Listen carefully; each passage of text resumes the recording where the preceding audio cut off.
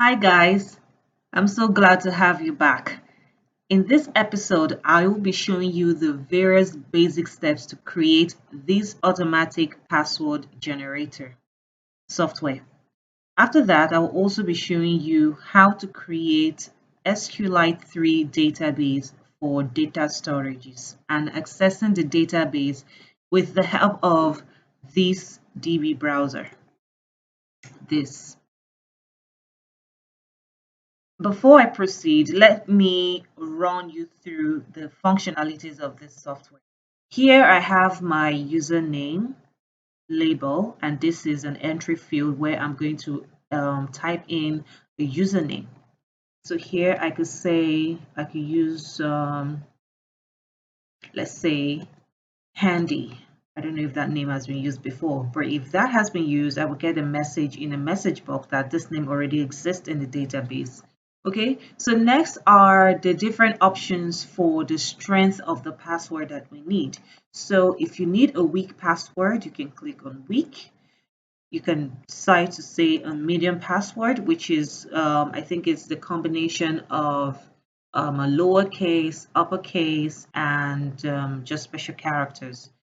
And then I have strong password. So this is basically the combination of all of them, the uppercase string, lowercase string, special characters, and digits. Okay, so that's what makes it strong, a strong password. And for the length, we have the length here starting from 6 up to, I think, 16, thereabouts. Okay, 20. So 20 is the max. And the lists, which is the minimum, is 6. So starting from 6 to 20, you can decide to create password up to 20 strings.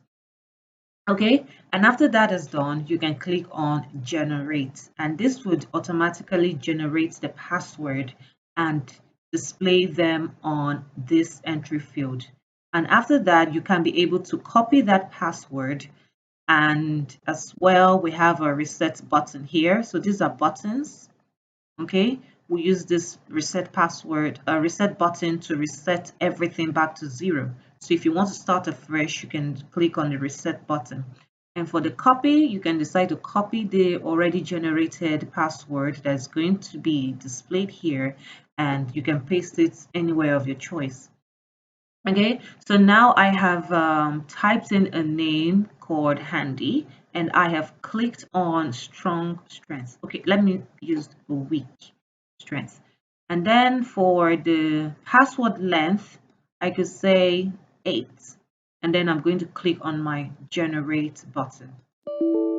Okay, like I said, if you have an already existing name, it's going to give you an error that the name already exists. So you have to type in a new name. So it's that new name that is very important as well.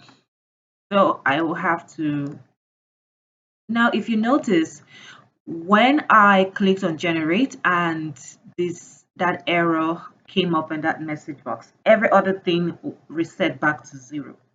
All right, so I will show you how to work on that on the process. So now I have to start with let's create a different name. So I'm going to say, let's use the name password here. And I'm saying week. And for the strength, I'm going to say 7, and I'm going to generate that. All right, so that password generated successfully. Okay, so now I can say okay to this. And the next message box is to ask the question if we want to clear the entry field. If I want to, I could say yes, but if I do not want that, I could say no. So I can be able to copy this password here. So I want to copy this password. I'm going to say copy. All right, and that is copied. For that has been copied, I would go to my WordPad here and paste this. All right, so you can see the password that was generated already.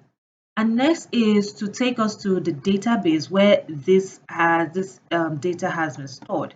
And I told you I will be making use of DBbrowser for this purpose. Now, for the already created database, is the name of this table is the name of the database is password generate gen3 that I used, but we will be using a different name when we start. Okay, and these are the fields that were created. I have the timestamp and the generated password and the username. Now I want to browse the data on this table. I'm just simply going to browse data. All right, so these are what I have done previously. But the one we just did here is on number 28 and the name is password. You can see that. And this is the generated password. And this is the time that it was created. We have it here. So to confirm this generated password, you can see I pasted it here on this WordPad. And you can see they are corresponding. Okay, so that is just it for this. And next, if I want to then clear this screen, I can go here and it won't reset everything back to 0. That's basically clearing the entry field, this password length, spin box, and the rest of them. I can just go to my reset button and reset that. Now you can see everything is clear. All right, so that is just a functionality of this automatic password generator, and I'll be showing you how to build this from the start. Okay, so let us just sit, relax, and enjoy this process.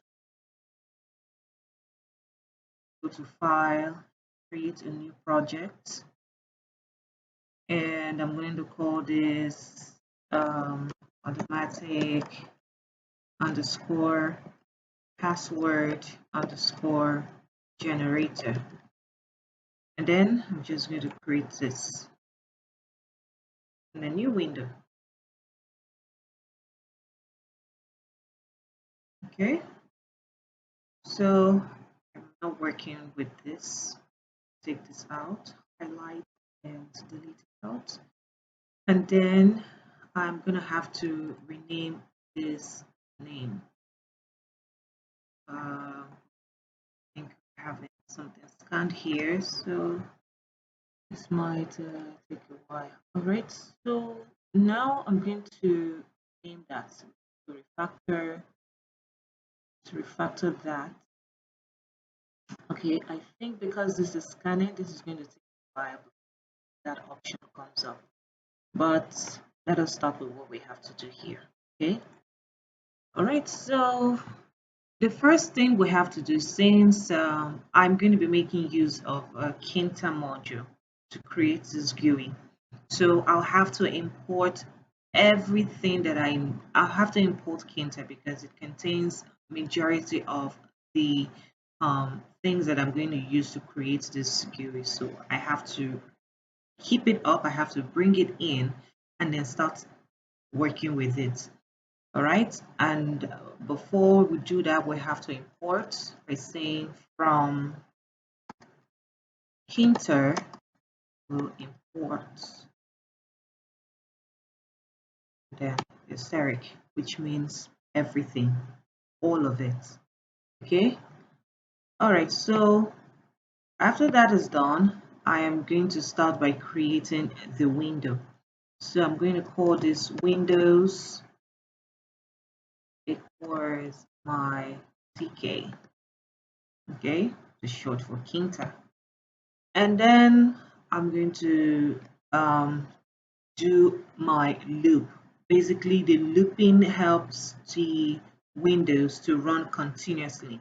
Okay, without the use of the loop being attached to the Windows, you would not be able to see your program running continuously. So in order for you to want to see that, you have to ensure that you use the main loop widget. Okay, so I'm going to simply attach this to my Windows, saying windows.main loop. Okay, and that. So with that, I can run this to see this on my window. Okay, so this is it. So now I'm going to resize this. This is already a default size. So, and this is not what I need. I'm going to resize this window to my choice. Okay, and going about that, I'm going to attach a widget called geometry to this window. So I'm going to say windows.geometry And inside the geometry, I'm going to give my figures for resizing this window. So I will want my x-axis to be 1.5. Okay, and then 1,000 for the height, and then for the x-axis is going to be 0, and that y-axis is going to be 0 as well. Okay, sorry, the width is 1.5 and the height is 1,000. And then for my x-axis is 0 and the y-axis is 0. So let me run this so we can see this here. Okay, so now we can see the screen. The GUI is now times, it's more than what we saw before because I've given it an actual size of 1.5 and 1,000 for the width and the height. Okay, so this is the height and this is the width. All right, so do not be confused. This is the width and this is the height. Okay, all right, so the next is to give a color. I have to configure a color for the GUI. So from the previous one, we have this background color black. So that's what I'm going to be giving to it. So I'm going to say windows.configure. I'm going to configure this background color to black. Okay, so let me run this. We're going to be doing this bit by bit. All right, so after that is to give a title to this project. Okay, so basically the title is going to appear here, changing this TK to the name that will be attached to this project. To do that, I'm going to say windows.title and say automatic password generator. Okay, so let me run this and you see the difference here. There it is. So that has changed.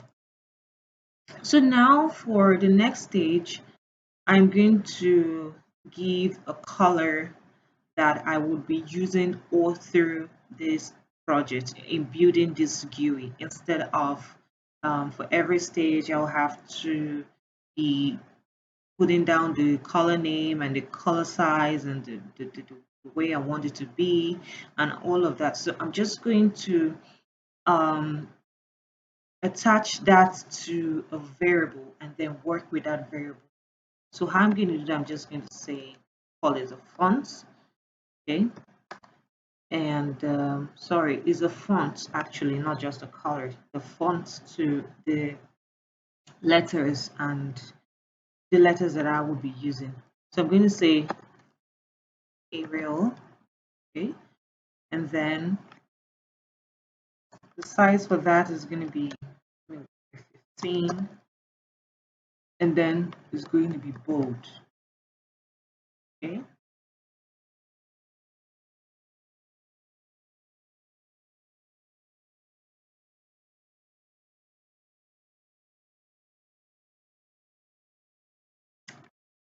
Okay.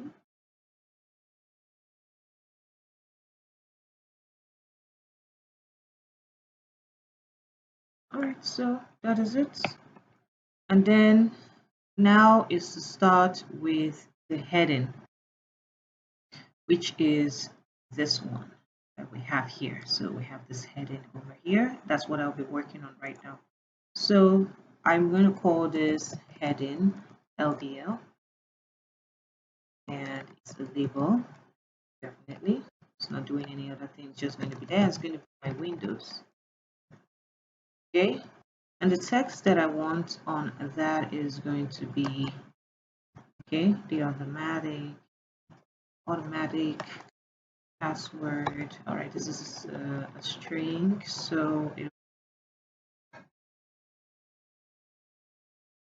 I'm going to say this, and password generator. Okay, so and then I'm going to give it the font. Okay, so I've already created the okay, so let me just use this other font for this purpose. For the rest, I'm going to attach a font to that. So I'm going to say for this has a different font style, so that is why I'm not using the one that I have already stated here. This one is different. So for the rest, I would be making use of the one that I've already declared here. Okay, so for this, I'm going to be using Times New Roman. Okay, and it's going to be size 34.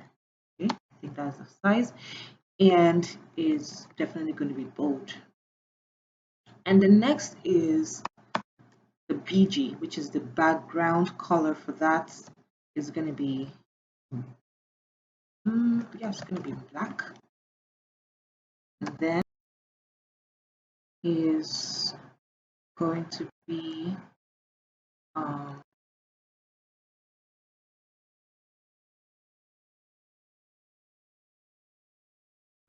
it's going to be okay.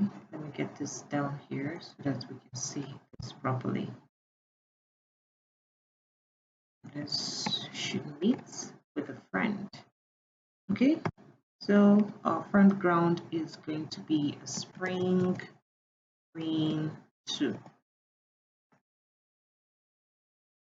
Then I'm going to give a grid to this. So the grading is going to help to position this the exact place we want this to be. Okay, so it's just like giving a place to something. So that's basically what this grid does. Okay, this grid deals with padding and all of that.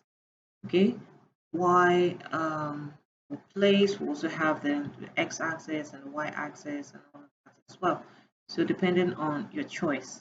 Okay, so for this I'm going to say my pad y is going to be 18, and then pad x is going to be 330. Let me run this. See, okay, so there we have it. It's on the screen, just like the ready-made one. Okay, so for the next stage is going to be I'm going to work on, okay, I think I closed the previous one, so let me go back and run it because that's what we're going to be working with. All right, so for the next stage is going to be my username. So this is a label, okay?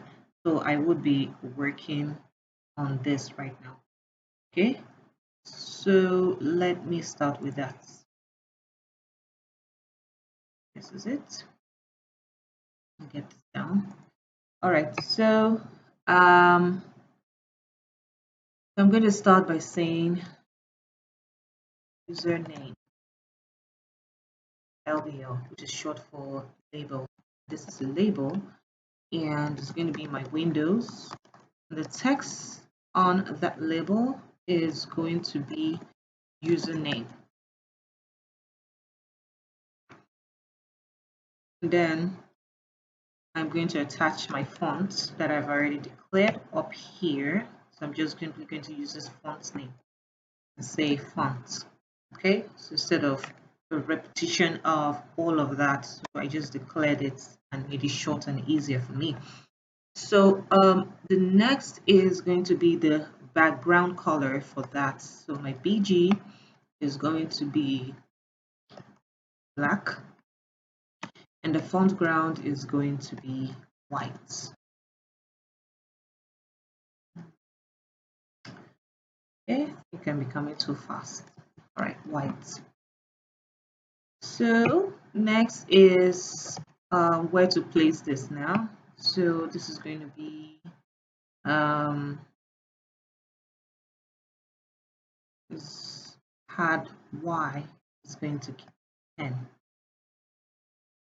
Okay, and if you watch after that, the next thing we have is this entry field where we're going to enter this question label name here, username. So next we're going to be working on is this entry field. Okay, so I'm going to say username field. So it's an entry field, and it's going to be my Windows. And the width for that is going to be 25. And the border is going to be 2.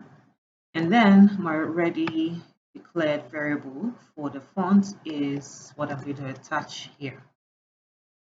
And then username field will be attached to a grid. And this grid is going to be add y, which is going to be 10 as well. And let me run this so we can see this. Okay, so we have it here now. The username and the entry field for that. Okay, so next I'm going to be working on is these radio buttons here. Okay, so these are radio buttons. So that's what we're going to be working on right now. Okay, so put this down and let's work on radio button. Okay, so let me just give a hashtag this like a comment and say radio buttons. Okay, so I'm going to call this first radio button, I'm going to call it strength 1. Spell that strength. No, strength 1. Right? So whatever, it just doesn't matter. And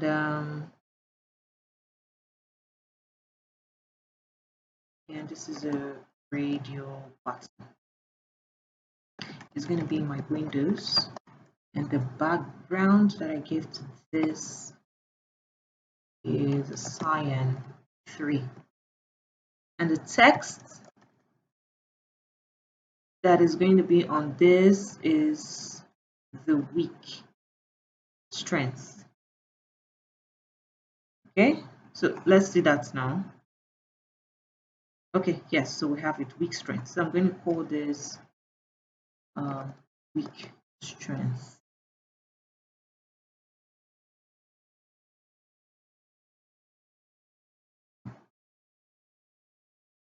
And then I think I'm experiencing an error here, and I'm trying to wonder where the error is coming from.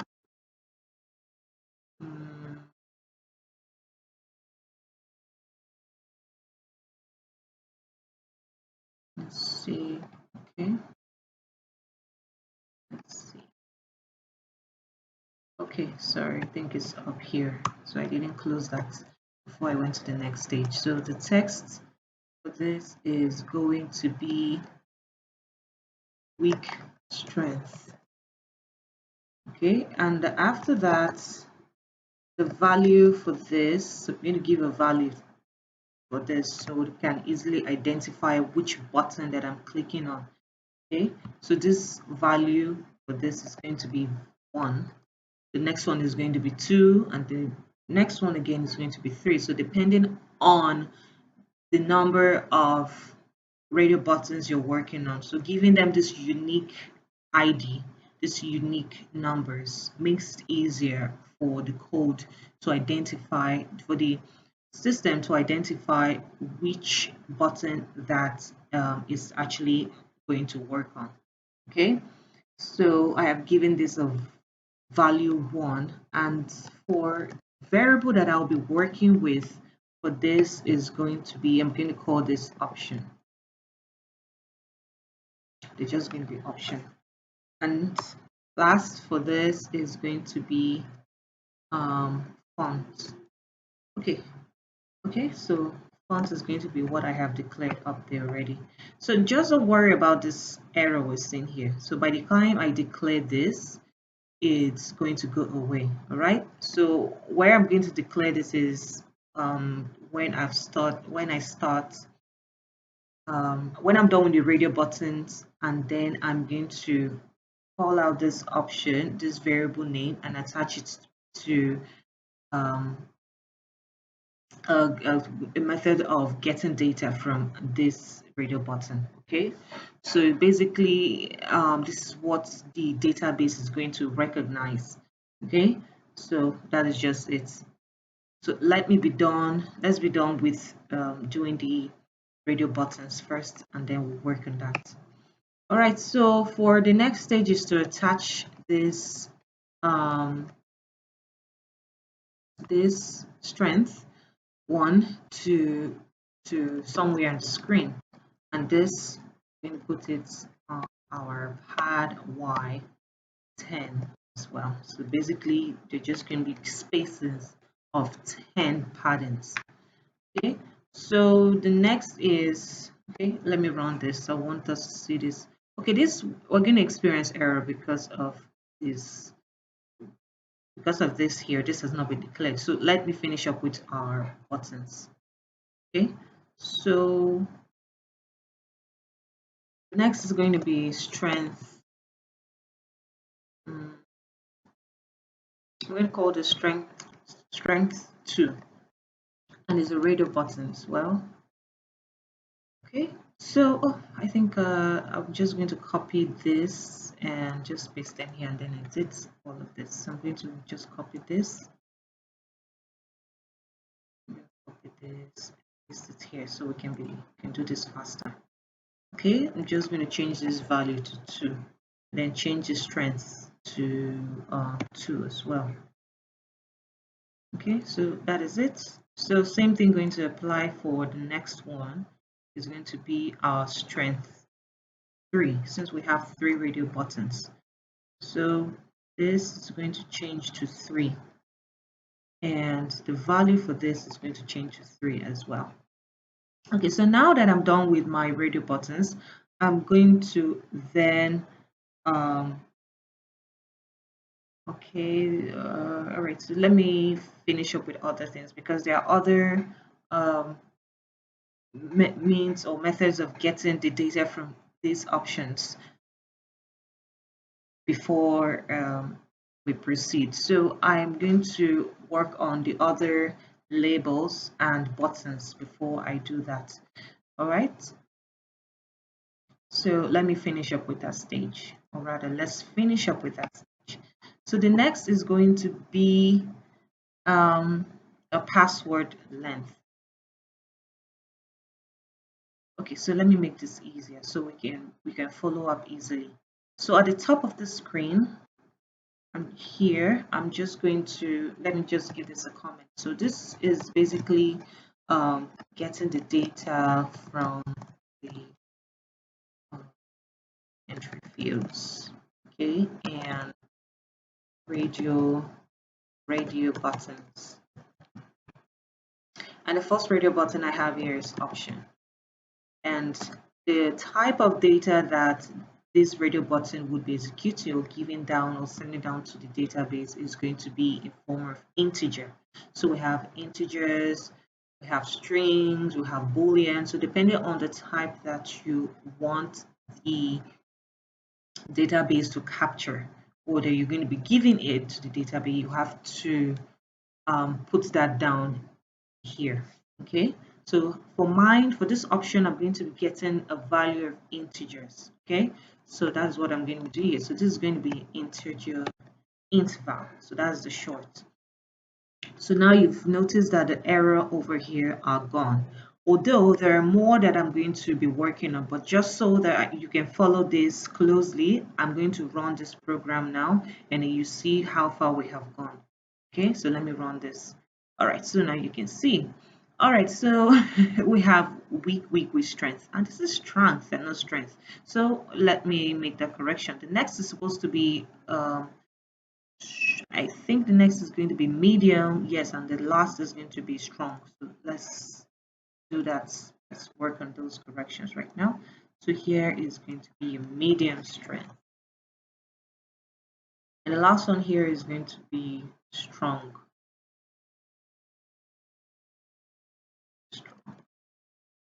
Okay, so this is strength,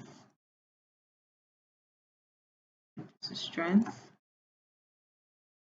And this is strength as well. So let's see what we have. Okay, so that is that has happened.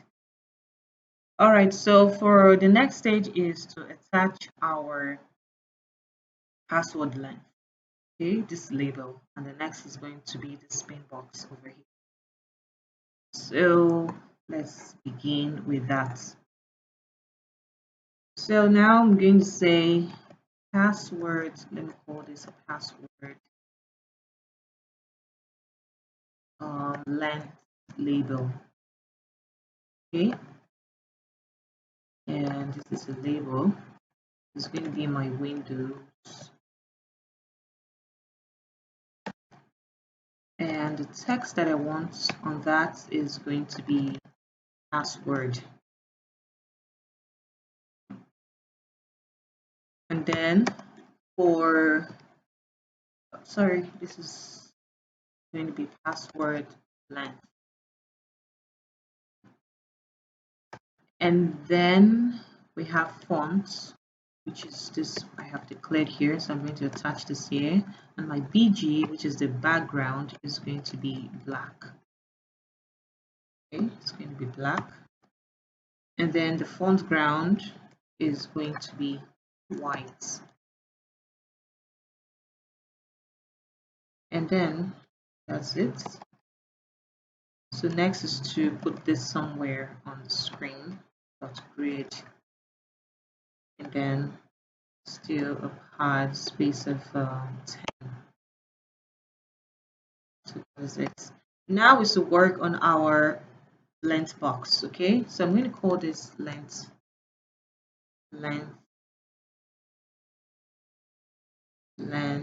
box. So this is a spin. This is a spin box, and it's going to be my Windows. So the number that I want this to start with is going to start from 6 up to 20. So from 6 to 20. So here I'm going to say from 6. Okay, so I'm going to work from 6 to 6 to 20. Let's see. It's supposed to have an underscore. Here we go. I think I'm just kind of experiencing an error here. Let's see. That's okay. Up to 20.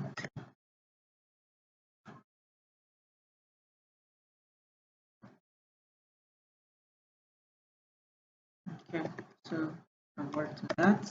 It was just an error from my end. Okay, and the width that I will be working, the width for that is just going to be 5. And then I'm going to attach my fonts, which has already been declared. So that's it. And I'm going to put this box, give it a grid of hard Y10. Okay, so let me run this and then we'll see. All right, so we can see, and this is going to be from that to that. Okay, so I think it's time to rename this. You can simply rename this now. Okay, I call this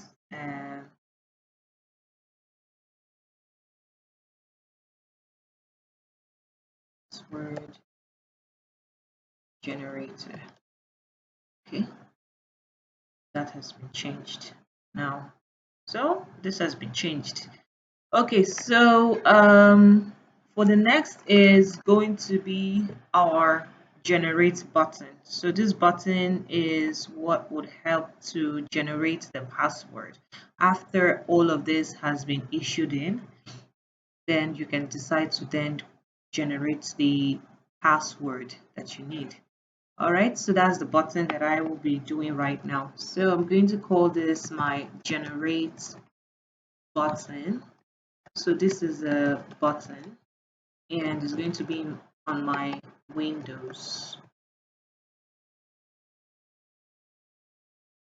And the text on that is going to be generate, just going to be generate. And then a font is going to be attached to that as well. And the BG is going to be spring green 2. And because it's a button, we want the user to know that it's a button. You have to include a cursor. So the cursor is a hand. So whenever you get close to a button, it changes to a hand, which simply means you can click on it. Okay, so for the button, I'm going to include my cursor. And what type of cursor do I want? And that is going to be just the hand, the simple hand that we are all familiar with. Okay, so now so that is it for it. And then we're going to have a password field. That's an entry field. So in that entry field is okay, so before the password field, entry field, I have to attach this on the screen by giving it padding, that's spacing it from the other buttons and the rest that I've created. So I'm going to say generate button.grid and then give it the add y just 10. So the next is going to be my password field. It's an entry field. Okay, so that's where when I click on the generate button, the password is going to appear on this entry field. So that I'm going to put this my windows, and the width that I want for that is just going to be 25, and the border is going to be 2. Then I'm going to attach my font to this, which is going to be font. Okay, so this is to be a command, not stop. Okay, so now is to give this an upgrade. So this is going to be the same as others. 10 as well. So let me run this so we can see. There it is. So the next is going to be my copy button. For copying whatever is going to appear here, and then you paste it to whatever place you want to paste it. And then let's start with that. So I'm just simply going to copy this and then paste it over here.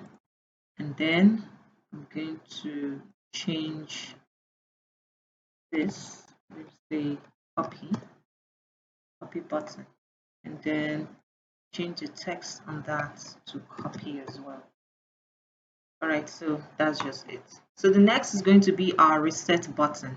Okay, so I'm still going to copy this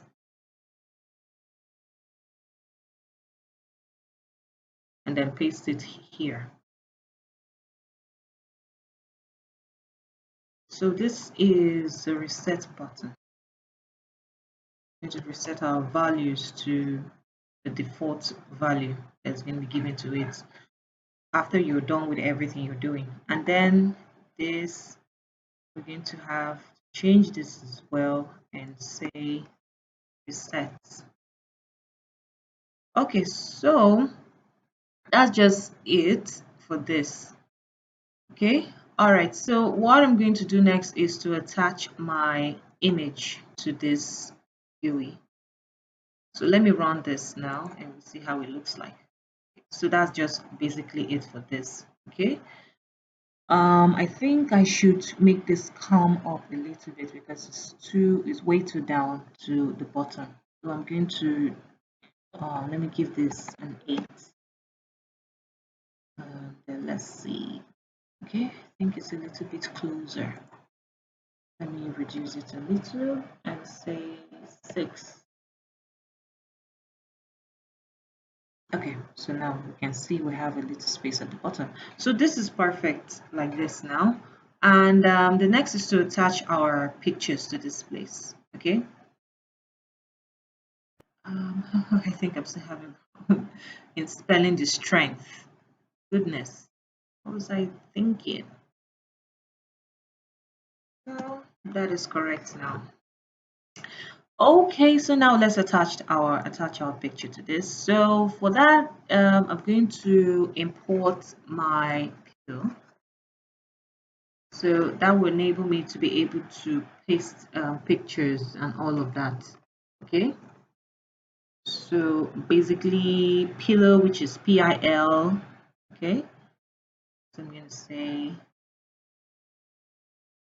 from pi, say from pi. Okay, so pi is short for pillow. So basically this is just going to allow us to be able to insert images on the GUI. It is called imaging library. Okay, so that's just what it is. Okay, so from pile, I'm going to say import image tk,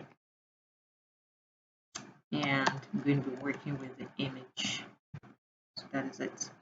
So after I have done that, I can let's say, and just take you to the bottom here and say I'm going to call this username image.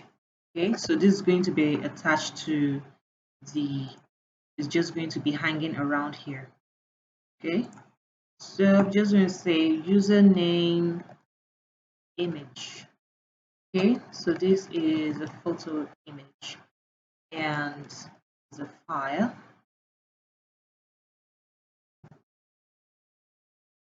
Then, so I'm going to work on that file. So what I'm going to do is to go down to where the file is, and then copy the name of the file and then paste it here, and then attach the format to it. So if it's in PNG, if it's in GIF, and all of that. I think this is for smaller pictures. Okay, since I'm working with smaller pictures and not JPEG, so that is why I'm making this. So this format is for PNG. So I'm just going to go, this is where I have it. I'm going to go here and simply go to my properties. And here is where I have the, so I'm going to copy this and then go down to where I have my work. And then I'm going to paste it in the work first. Let's see, paste it here in this work. And paste this here. I'm supposed to have the file in here first, or let's see, .png.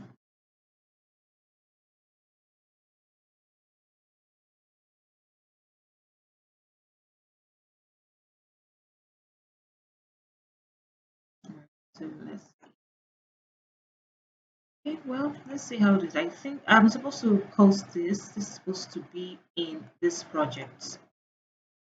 Okay, so let's see. Let's see if there's an error. If there's an error, then we're going to identify where the error is and then correct it. Okay, so that's how I work.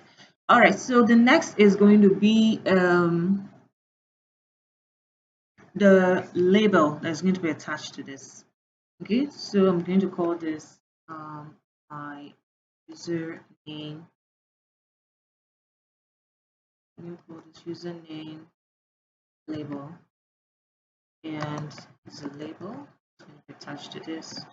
So it's going to be my Windows, and image is going to be this username image that I have declared here. So I'm just simply going to copy this and just paste it here. Okay, and then is to give it a place where to settle on the GUI. It's just like how we've been using grid. in the previous one. For this one, I'm going to use a place so that I can easily adjust the size, the area that I want the image to be. So that's why I'm using a place. But for the grid, is more of padding, like giving a lot of spacing from the other things. So here I'm just going to say username label dot place. Then from the x-axis is going to be 135, and from the y-axis is going to be 250. So let me run this. Okay, I knew I'm going to have an error. And where that could seem to be coming from is, let's see, and it's not pasting as well. Okay.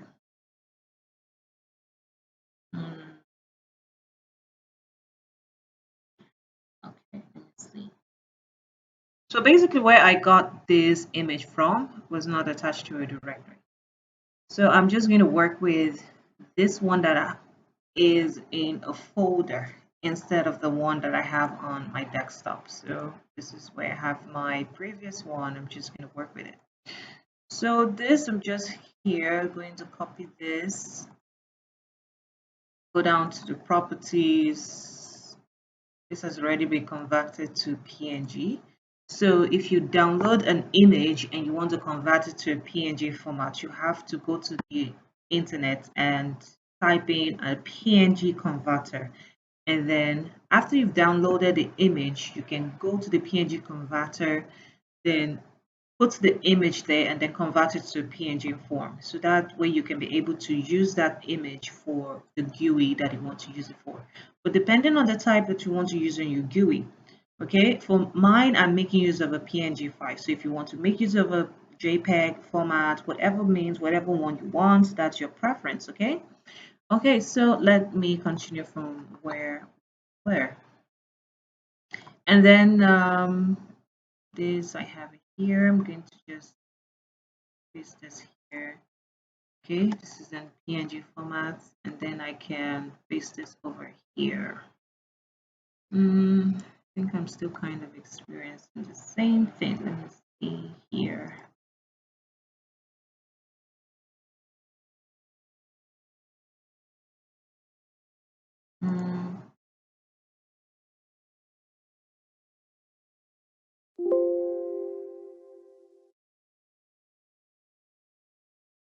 Okay.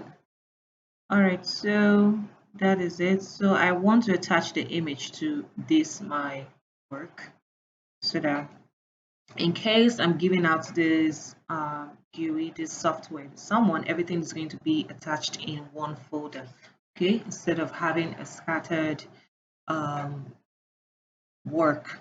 So everything has to be in one folder. All right, so I'm 100% this is going to work. Okay, so now I have it here. So for the next one is going to be over here. Okay, so what I'm going to do is to copy this, and then I'm going to paste it down here. Then I'm going to just change this, all of this, so they do not have a conflicting interests, conflict of interests. Okay, and then for this one, from the x-axis, I'm going to give this 850, and it's going to be on the same y-axis as the other one here. Okay, so that is it. I'm going to run this, and there we have it. Okay, so this is the one we have now, and this is the previous one we have.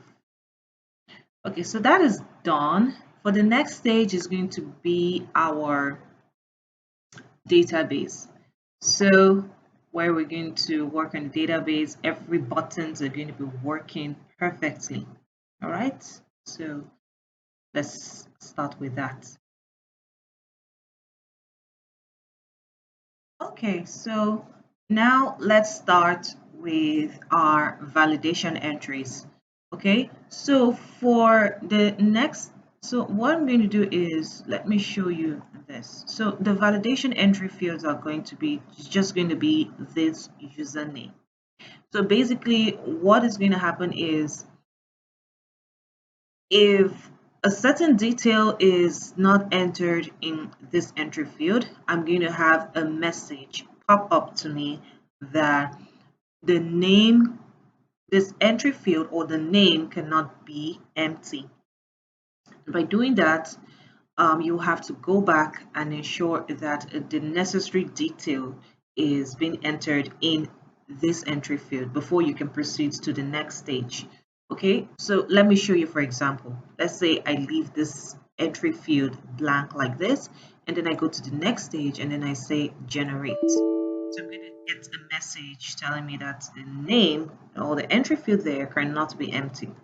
So except something has the necessary detail goes into there, and then I just say, let me say Harry, and then I say medium, and the length that I want is 7, and then I generate. So that is going to generate successfully.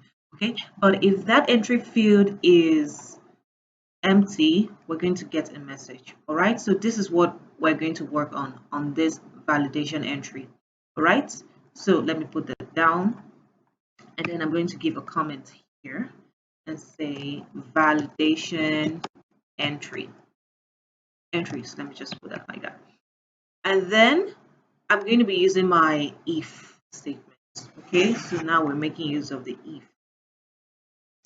All right, so our username field here is, we have to go over to where we have name, and here we have the username field, the entry field. So this is the name that we're going to be working with. So I'm going to use my if statement that if that username dot get, that's getting the information from the username, if it's empty, then I should get a message box that that name cannot be empty. Okay, so this is where I'm going to import my message box. Okay, so first of all, I'm just going to say if username field, here it is, if username field dot gets, if that is empty, then I should get a message, right? So this is not going to show now because I have not imported my message box. So I'm going to go up here, I'm going to scroll up here, and then I'm going to import my message box from Tkinter. Okay, so I'm going to say from Tkinter import Tkinter import message box. Okay, so with that I can make use of that message box because I have called it and I've invited it. So that's just basically what it is. So now I can use my message box. Now you can see that is reflected on the screen. So I'm going to say message box dot show error because it's an error if a name or the necessary detail is omitted in that entry field. Okay, so this is going to be that, if that is that, and then I'm going to say it's a string, so it's a message, name cannot be empty. All right, so that is it, and after that this should return back. Okay, um it should return. It doesn't. Okay, I'm not sure why I'm getting this error, but let me see when I run this. Let's see, why am I getting that? It's outside the function. Okay, so let's see our line 66. Okay, so there's something that I forgot to do. So basically this code is supposed to run in line with a command. Okay, so the button that I want this particular code to execute is supposed to be my generate button. Okay, so when I click on my generate button, what it's supposed to do is to ensure that the entry field is not empty. And if it is, then this message should pop up. I think that is what I omitted here, and that is why this code is out of the function, like what I'm getting here in this message box. So it's outside the function. So it's the function that I have to ensure that this is in it, and this code is not supposed to be here. It's supposed to be at the top because it has to work from the top to the bottom. So I'm going to simply cut that out, and let me take this out as well. So this is going to be at the top of the screen. I usually just write my code at the top so I do not have issues. So here is still our validation entries, and this is going to be, so now I'm going to go down to my generate button and give the command to this, give a command name that I'll be working with. Okay, and this is going to be generate. So now is this generate that I'm going to go up here, and is the function. Now this is what I want the button to do for me. Okay, yes, so now I have to go up here and include the name to define that function. Okay, so I'm going to say define generate. So when that is done, the error is going to go away. Okay, so now that is gone because I'm about to define the function and I've called the function. So the error is going to go away. Same thing applies to the rest of the error I'm going to be experiencing. All right, so next is to paste the code that I've written initially. I'm just going to paste it here. Okay, so now you can see everything is working perfectly fine. I'm going to run this so we can see what I'm saying. So now if I click on my generate button, that the name cannot be empty. Okay, all right, so that is it for my validation entry. Okay, so if that is false, then the next is to declare a variable that is going to help us to generate, that's going to help us to shuffle, to shuffle and okay, sorry. The next is to declare a variable that is going to hold values that will return all lowercase, uppercase, and digits, and the punctuation characters, the special characters. Okay, so the first one is going to be my lowercase, the lowercase, and that lowercase is they're going to be working with string. So I'm going to import a string and then attach a character set called ASCII. Okay, all right, let me just do the first one so that we can follow this by stages so we don't get confused here. So the first stage, I said I'm going to declare a variable to hold a value, to hold the values that will return all lowercase, uppercase, digits, and punctuation characters. But the first one is going to be lowercase. So I'm going to say lowercase. So this is a variable. Let me space this out. I'm going to say lowercase. And this is going to be a string. And the string is going to, like I said, is going to be attached to an ASCII. ASCII. And because this is a lowercase, I'm going to be working with lowercase. This is the character set that contains about 128 characters. Okay, so basically ASCII in full is an American standard code for information interchange. Okay, it is a 7-bit character set containing about 128 characters. It contains the numbers from 0 to 9, the upper and lowercase English letters from A to Z, and some special characters. All right, so this is what this ASCII does for us. So for this, I'm working on lowercase. I'm going to simply use the lowercase here. And like I said, while doing this, I'm going to import my string because this is where I'm going to be. So now I'm going to go to the top of the screen and then import my string that I'll be working with. Okay, so now I'm going to say import string.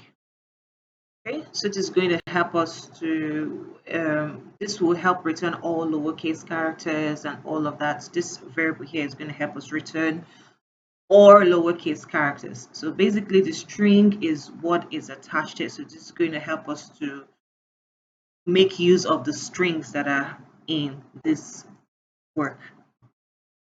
All right, so now we have done for the lowercase. Okay, so let me give this a comment so that you would understand this. So this line of code will return or lowercase characters. Okay, so for the next stage is going to be my uppercase, and this is our string.ascii lowercase. Okay, so this is the same thing that goes here. This will return or uppercase characters. Next is numbers. Okay, so this numbers is digits. It's going to be strings and digits attached to it as well. Okay, so now I'm going to use my string dot digits. Numbers are digits. Okay, so this goes here. This will return or digits. And then for the next one is going to be our special characters. I'm just going to call this characters. And this is a string dot punctuation. Okay, so basically this line of code, this will return or punctuation characters.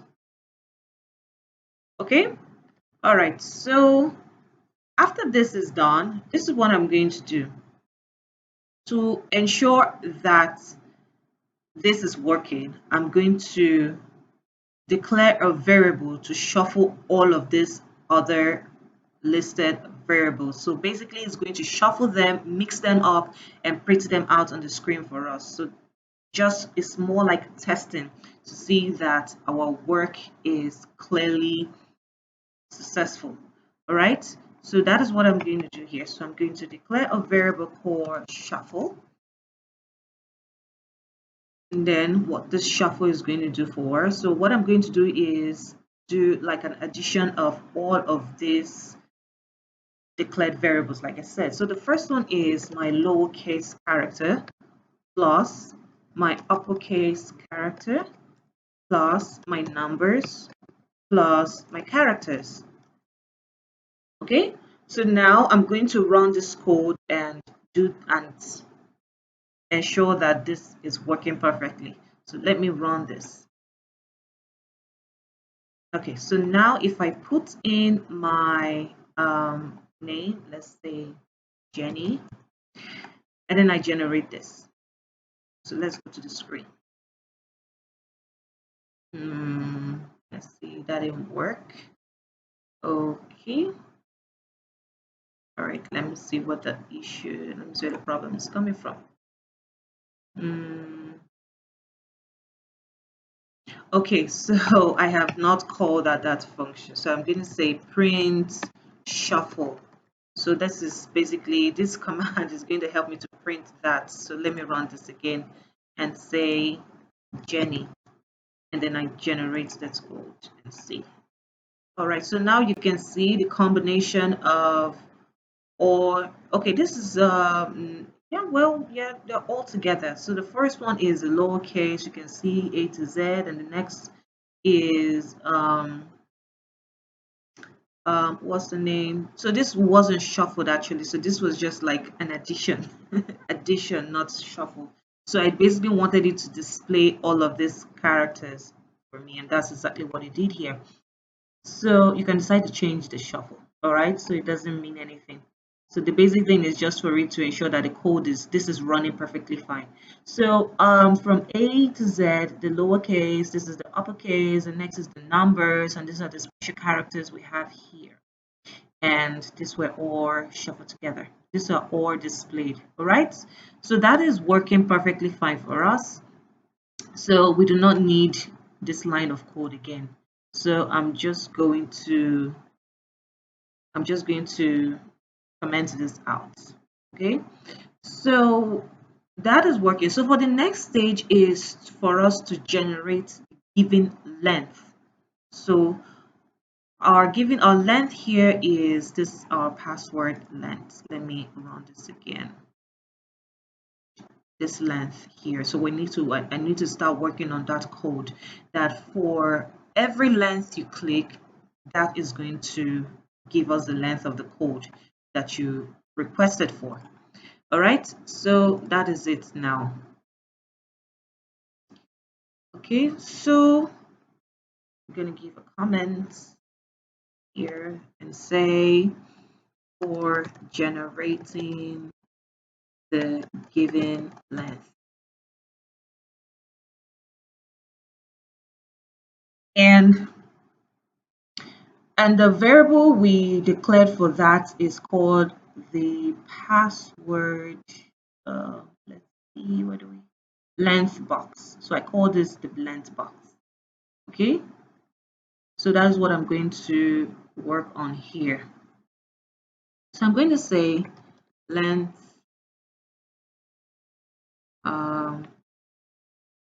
okay, no, I'm going to declare a variable for that and then attach the length box that has already been declared there to it. So I'm going to call this password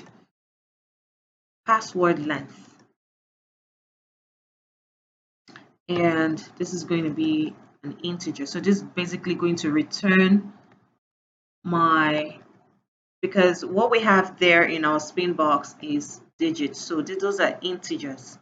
So we're going to be working with that. Whatever digits you click on, whatever digit you click on is going to convert it to an integer, although it's still an integer. But just to enable the database get what the information or the data that is going to be stored in the database, it has to be converted to that of your choice.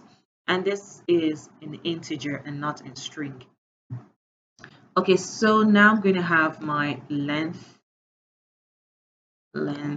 box. Okay, that gets. All right, I think I seem to be experiencing some kind of error for this.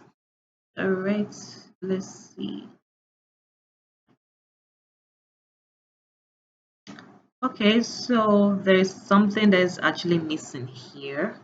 So after my if all of these are false, then we should go to the next line, and that is where we're going to use our else.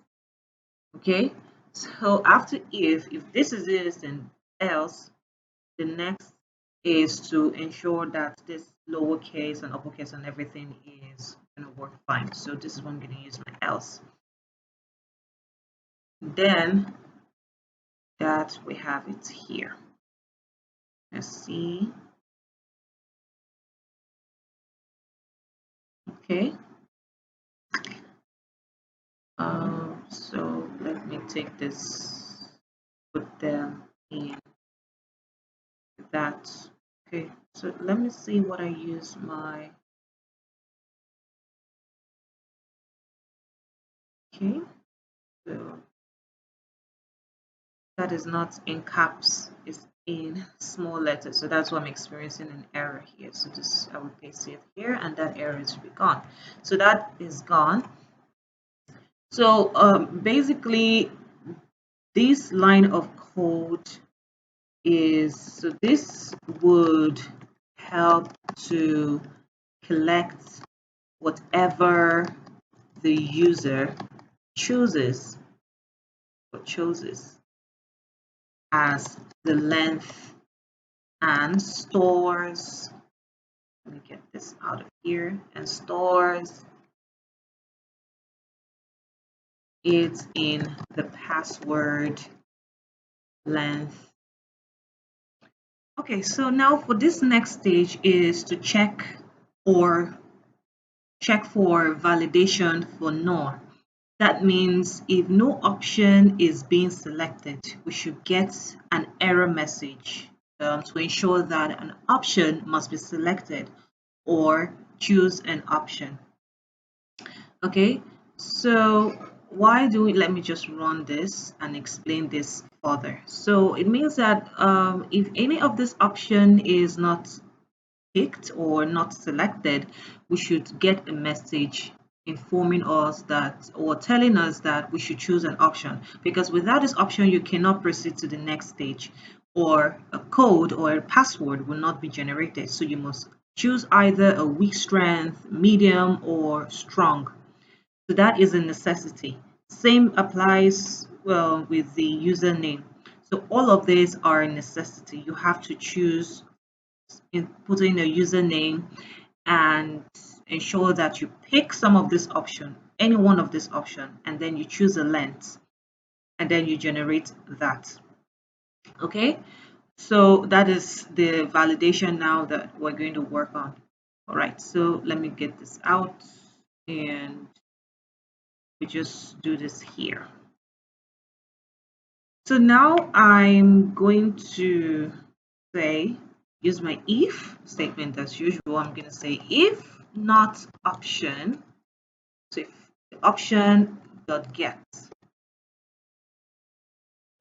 if that option is get, if there's absolutely nothing, know what our option is. So any of this strength here. If not option dot get, then we should get a message in a message box, a message error telling us that, put this here, so like an alert, that we should choose an option. Okay, and then you're going to return back and ensure that you choose an option. So let me run this and let's see how this is going to be. So if I say I write a name and I didn't choose an option here and I generate, you get a message that you choose an option, which is a necessity. That is why I'm putting this the way I'm putting it. Okay, so after this stage now, so if this is false, if you choose an option, then we should get to the next stage, that else if an option is equals 1. So what is our value 1 here?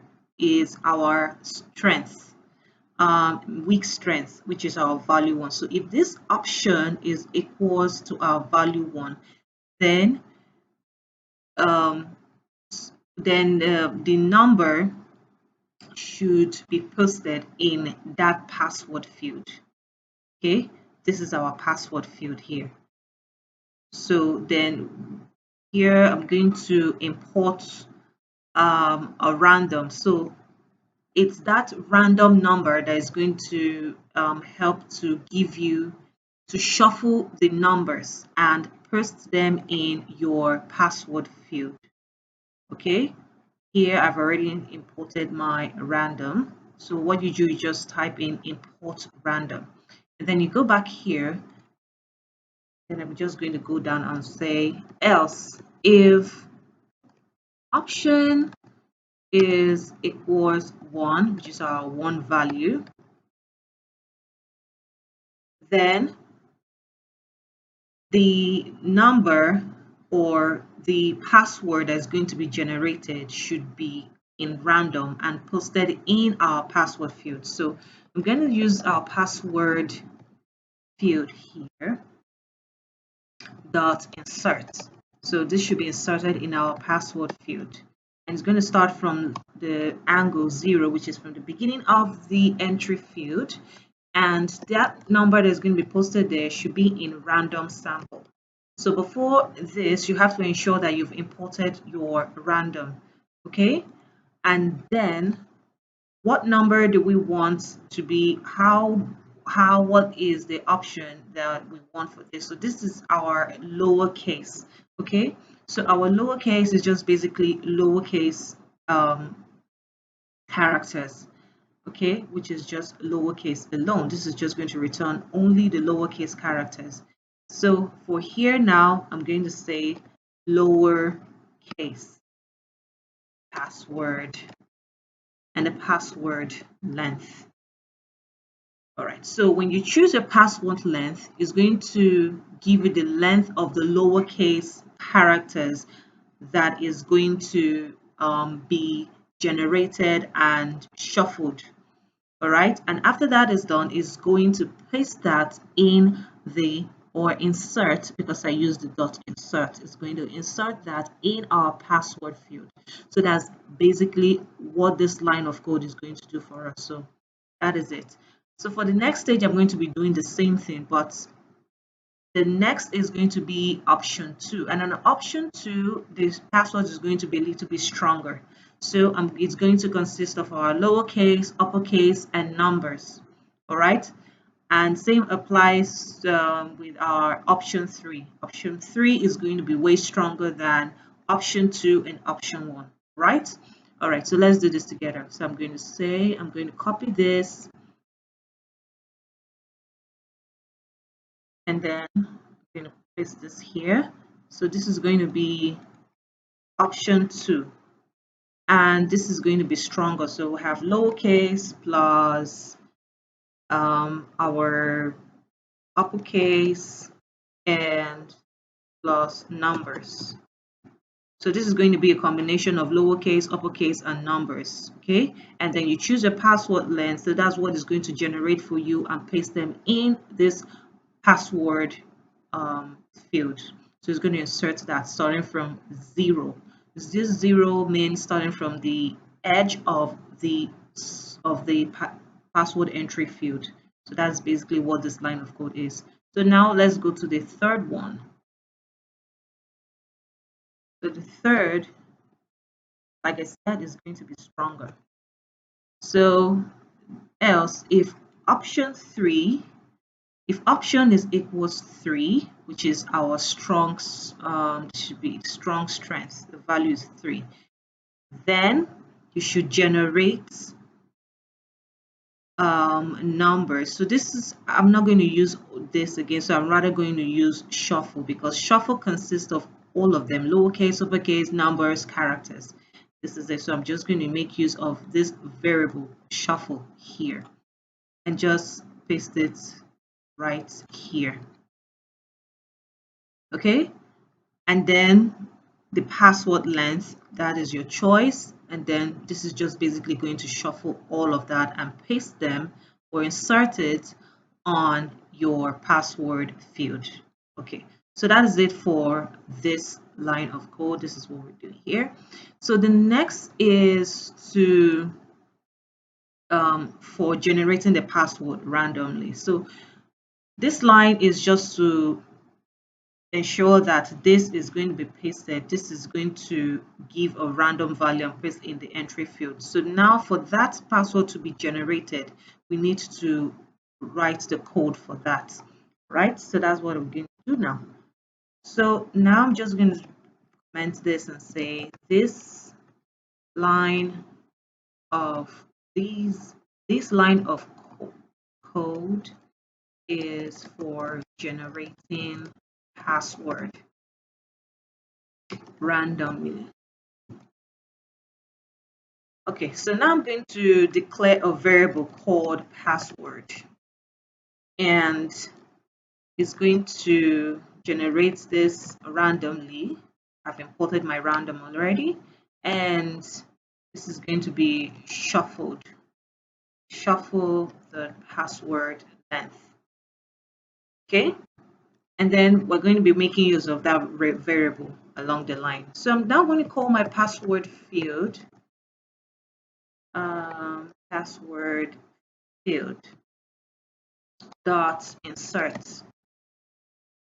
So it's going to insert that from the beginning, and what is going to be posted there is the password that here, which is this variable that I've declared here, that is going to give the value of this shuffled characters and the length that is going to be chosen, and this is going to be inserted in our password field. So this line enables the so first of all, I will have to go and import date time.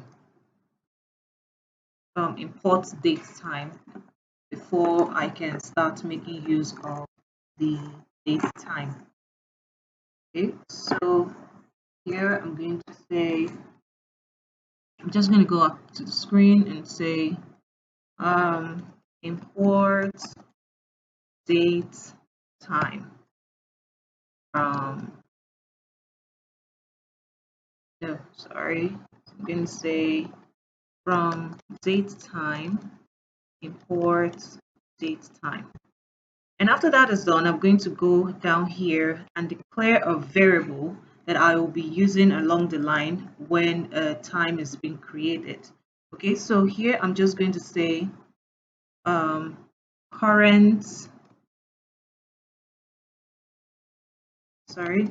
date time be equals date time dot date time dot now.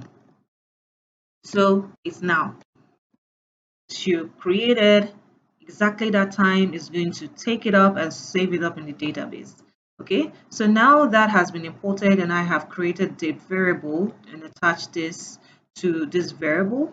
Now I can go to my database, that name that I'm about to create here, and attach the more like a detector that can detect the date and time on these codes, date and time that I've created. So this is just automatically going to detect it for us.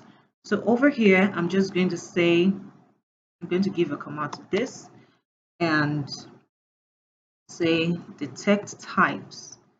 And this is our SQlite 3 we're working with, and dot parse depth types. And this is going to be our SQlite 3 dot parse. Okay, guys, this is long, but don't worry, it's worth it. And this is going to be your call names. All right, so that's just it.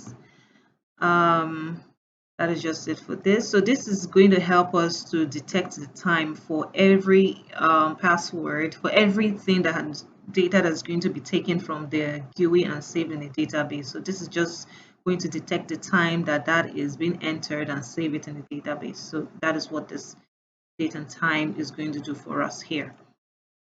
So after the database is created, I'm going to use our cursor dot connect and our cursor. So this is now going to help us to connect to the database, create this database name for us. So this is our database name for SQlite. And after that is done, for everything you have to execute your database now. So now after the database is created, we're going to create a table under this database. Okay, so now I'm going to use our connect, which is short, con, which is short for connect, which we are connecting to a database. So this dot execute, and this is going to create a table. So if that table does not exist, it should create it. But if it does, it's not going to create the table for us. So create table if not exist. And the table is going to be, table name is going to be password underscore generator. And we're going to have our username. So it's the username that is going to take that into the field. So we have our table and then it's going to have fields as well. So we have our username is going to be text, and this is not null. So it's not going to be empty. Something has to be entered there. It's not going to be null. And then we're going to have our generated password.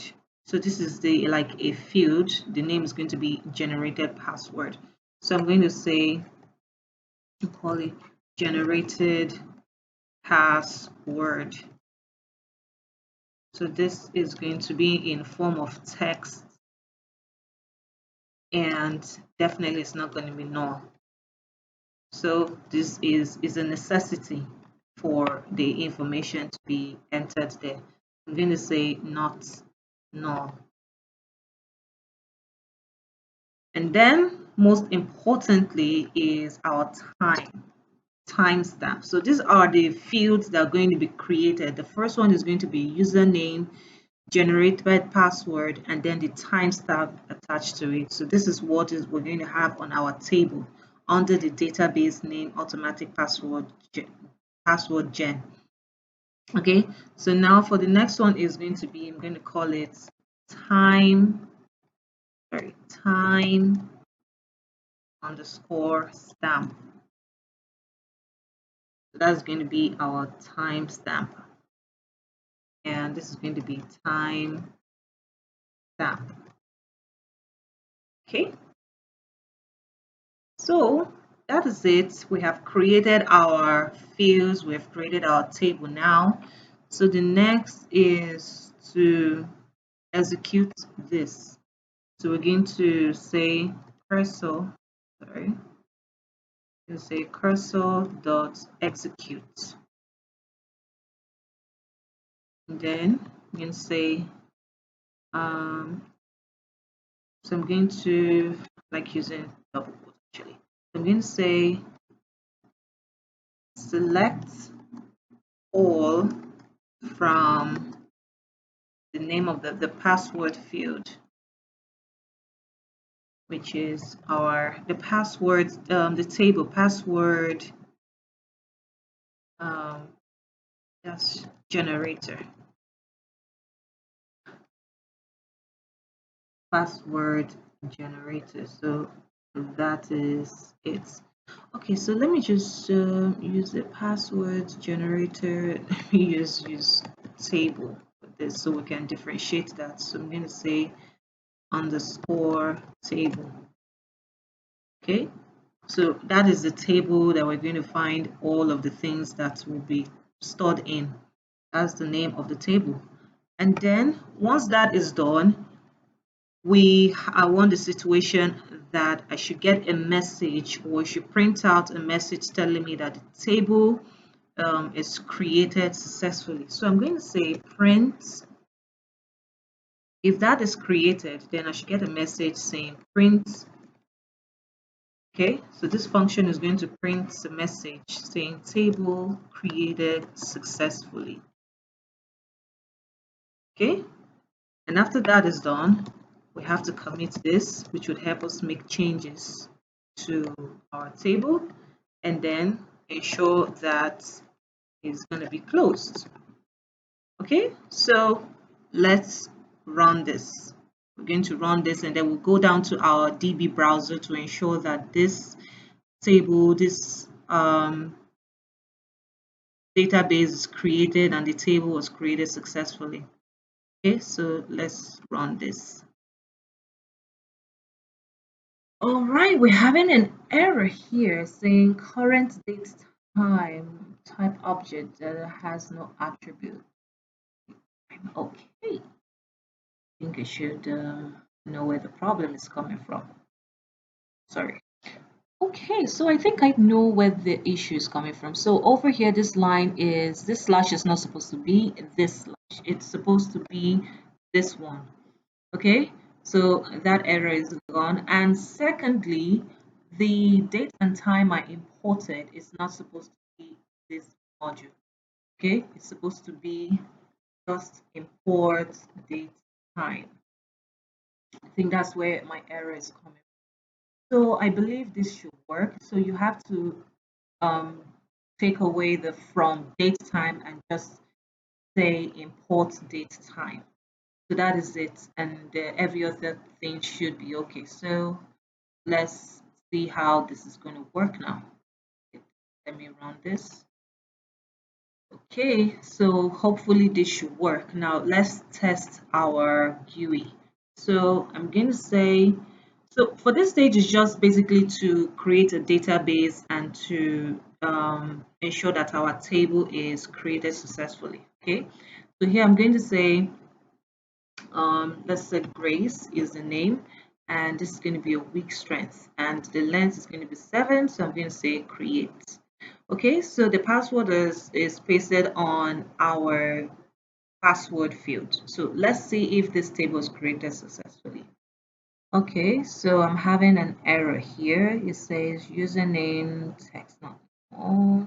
Let's see where this problem will be coming from. Okay, so there it is here. So see this is what it said. So near exists. So if you look at our exists, we say create table if not exists. So there's supposed to be an S here and not just exists. Okay, so exist is the there has to be S in it. So that was where my error was coming from. So hopefully, I guess this is going to work this time around. So let me run this and see. So I'm going to say Grace. Let me get that from caps away and say Grace week 7 and say create. So that is done. Let's see. Hope we no error. Okay, so we're good to go. So hopefully the automatic password generator is being created. So our table created successfully. So now what we're going to do is to go down to our DB browser, which is basically going to help us to access the database, the backend. Okay, to ensure that our database name is being created successfully. So now I'm going to go to my database here, and then I'm going to say open database. Okay, so this is going to be a long process. Here, I'm going to go to user. So I'm going to go here, and this is my PyCharm project, and this is my automatic password generator. Okay, so now you can see the password is created. So now I'm going to click on the database and then I'm going to open it. Good. Now you can see my table has been created. If I browse this, this is my table that has been created, but no data has been entered inside already. Okay, so this is successful. So for the next stage is to ensure that every data that is going to be typed into the database is going to be stored in the database. So our table has been created successfully. Okay, now this is our table name we created, password generated table, and these are the fields. Okay, so along the line, we're going to be getting our data into these entry fields here.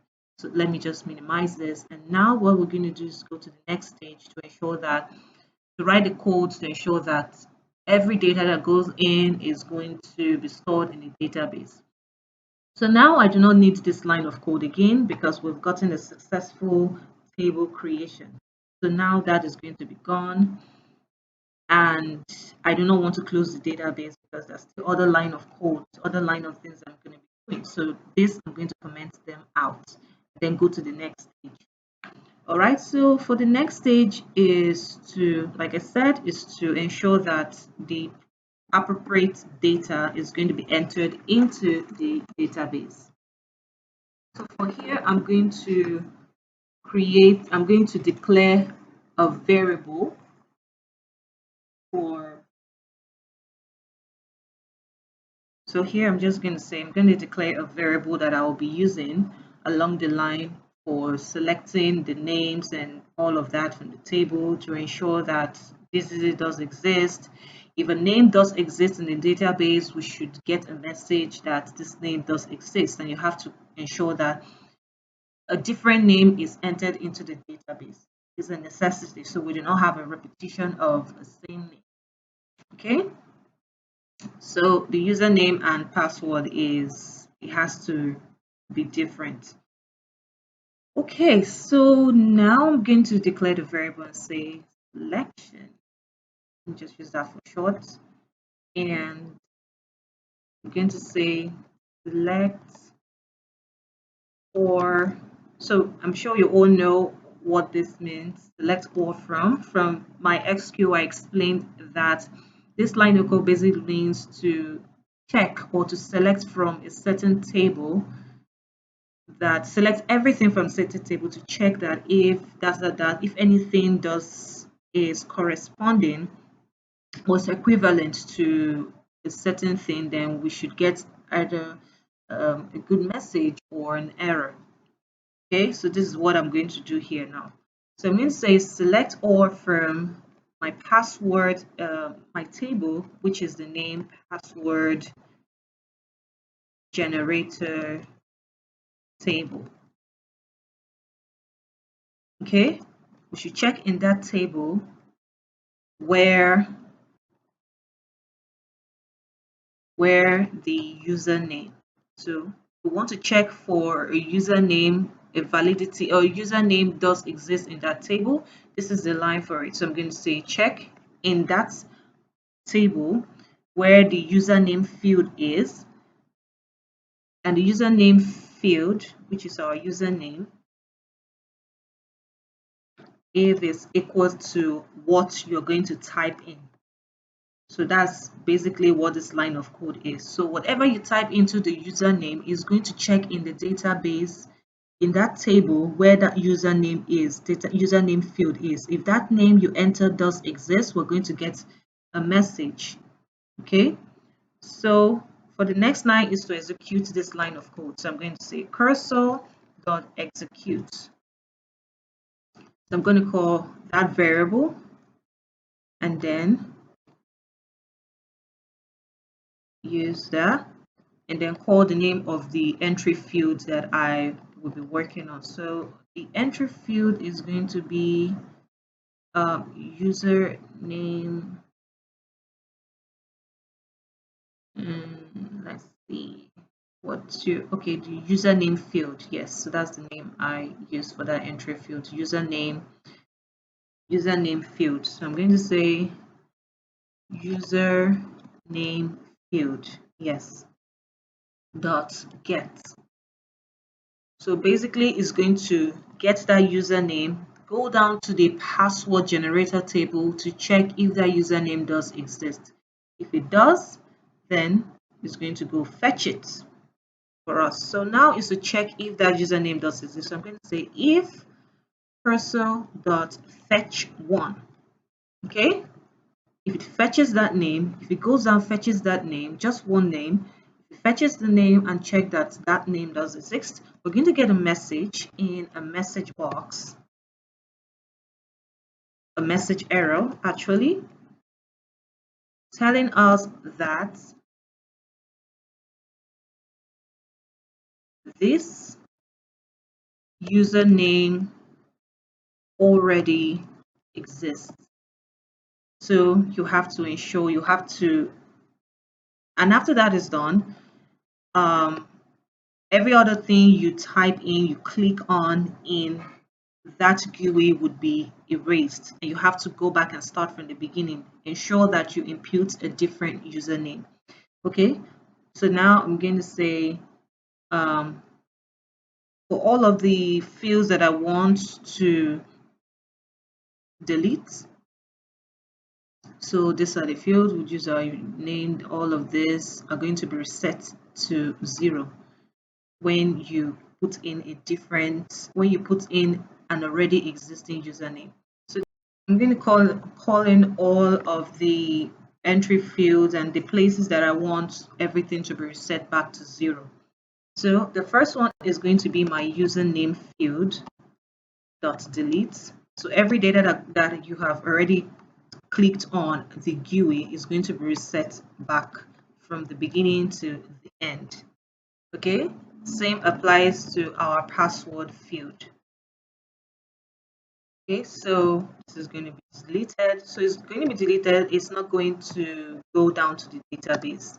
Everything is going to go back to 0. And then we have our length box. Okay, that is in small letter. So length box dot delete. This is going to be 0.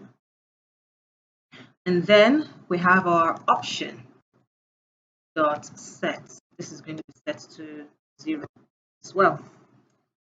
Okay, so that is just it. So if truly this is false, if the name does not exist there, else we should go to the next page, which is to insert that data in the database. So this is where we're going to have our else, and then I'm going to use this variable called insert. This is how I'm going to work with, and whatever thing you're going to get from the from every entry field is going to be converted to string and then saved in the table on the database. So now I'm going to use the string here and say, I'm going to make this query here and say insert into the password, which is the table name generator, password generator table. Okay, and then don't worry, we're going to test every line to ensure that they're working. Okay, let's see. Okay, so let me comment this out so that since we have worked on this already, the next is to check for this. So now we're going to select from, okay, no, this, before this happens, something has to be in the database. So this, we have, let me work on this, we have to work on this before that is going to be done. Control Z and that. So let's ensure that something is inserted in the database before this line of code is going to check and for already existing name. So now that is going to, if that is false, then it's going to check in the database. The data is going to be to go into the database. All right, so we have that insert into the table. Insert into the table, we have our user name, which is our username table, and generated password table. Then our time stamp, which is important. Okay, so we have our timestamp here. So these are the three tables that the information are going to, the data is going to be stored in if those names, if the name does not exist. So if you impute a name that does not exist in the database, it's going to directly paste them on these fields. We have the username, generated password, and the automatic timestamp detector. All right, so after that is to give values. So we have about 3 values here. Okay, so now is to give our values, and then we're going to use this. So whatever, so it's just 3 values because we have just 3 tables here, 3 entry fields, 3 fields here, and it's going to be equivalent to the number of values we're going to have here. So this is just basically what this line of code is going to do for us. Okay, so kind of experiencing an error here. So this is now, it's not the final work here. So that's how this is going to be. Yes, so now I'm done with this stage. I've closed this up. And the next is to execute this line of code. So I'm going to say cursor, no, not in caps, cursor.execute. So this is going to insert, which is that line of code, that variable that I've declared to insert that. So instead of typing this long line of code, I'm just going to simply use this variable that I have called here. It's going to insert that into our username, I think it's on username field dot get. So this is going to get everything from there. So username dot get in our from our password field as well. get, and last but not the least, which is our current date and time. Now, if you remember vividly, I declared a variable called current date and time, so which is what I'm using here right now. So that is the current date and time that is going to check for and puts that in that current date and time. Now, if you can see, this number of fields are equivalent to these values, so ensure that this is correct. You can see they are of the same page. All right, so now after this is done, we're now going to get a message box, a message telling us that this password was generated successfully. So here I'm going to get a message dot show info. It's going to give me info saying success. Let's see, success, success, and this is going to be, let's say, password gener. Okay, that's not going to be there. Let's put this here. Let's say password generated successfully.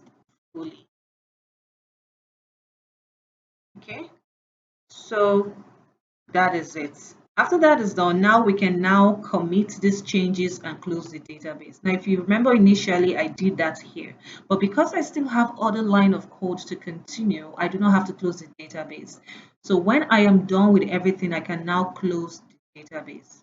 So this is where I'm going to then use my commits. So this is going to commit the changes for me. So this is basically to make the changes. And then after that is done, is to close the database. So that is just it for this. All right. So let's check, let's run this and ensure that this is going to work for us. Okay, so now username, I can now use a proper username. I could say Grace, and then I say I pick up my week. Okay, and then I say let's use the length 8 and then generate this. Wow, that's great. Password generated successfully. Now there's something that I also want us to check for. Let me run this again. Okay, let me run this again. And if any of this option is not selected, we're going to get an error. Let me say then, and I don't choose any of that, and I say generate. So this means you have to choose an option. Okay, so now to check for an already existing name, let me do this again and say Grace. Okay, I don't know if I use capital letter for the Grace, but let's see. Let's say, okay, to confirm that, let's go to the DB browser to confirm that. All right, and I'm going to refresh. So now you can see that generated what is here, and the time that this was created has already been here now. And the name is Grace. Now you can see I started capital letter. Let me go down to the GUI and do that. So here I'm going to say, let me use, it has the same name, and now let's check if this name does exist in the database. I'm going to say week, and then I say generate. All right, so this username already exists. So you can see that yes, truly that that was generated, but I don't think it's going to saved in the database. So let me put this down and go down to the database and refresh. Now you can see that wasn't stored in the database. So that generated password is inconsequential. You can't make use of it because it's what is stored in the database that you can basically use to gain access to something. Okay, so that's going to be our next project where we can gain access to the database and use the password to log into certain projects. Okay, so that's going to be for the next stage. All right, so thank God that is working perfectly fine. So let us So that is working perfectly fine for us.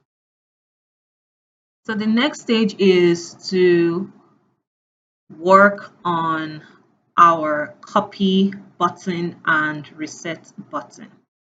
Okay, so so there's something too that I didn't do here. For the initial one, there's something I did here. I said, so you have to impute a name, let's say Nelly, and then we say medium, and then we generate, and then yes, password is generated successfully. And the next thing is a message asking if we should clear the entry field immediately, if we should clear the fields immediately.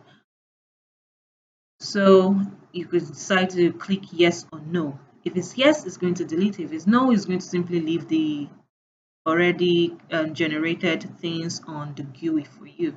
But for security's sake, you can decide to just say yes and just clear it up, or you can just go to your reset button. Okay, so there's somehow both ways. All right, so here we have, do you want to clear the field? And if I say yes, everything goes off. Okay, so that's what I'm going to show you how to do here. So first of all, I'm going to use a variable called message for short, and then for message box dot show info. So it's going to show us a message. Sorry, this application is going to be empty, and then this way I'm going to put my question. Do you want to clear the fields? Question. So if message,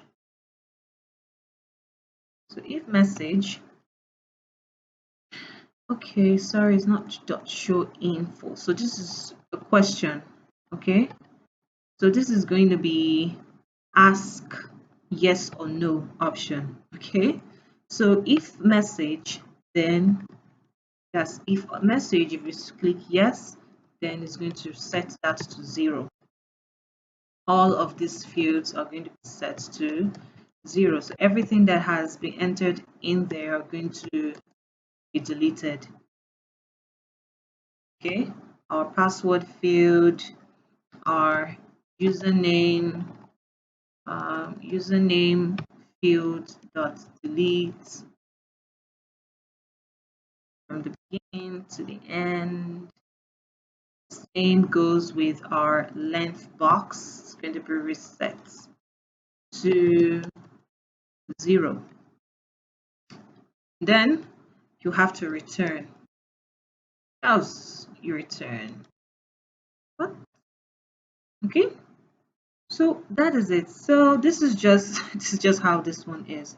So now I want us to work on our, okay, so let me run this and let's see how that's going to work. So I'm going to say Mandy. Okay, don't know, I just love using the name, and I say medium, and I say 10, or let's say strong, I say medium, and I generate this. So this is generated, and then this message box comes in. So yes, if I want to click this, this is going to say it's going to clear everything for me.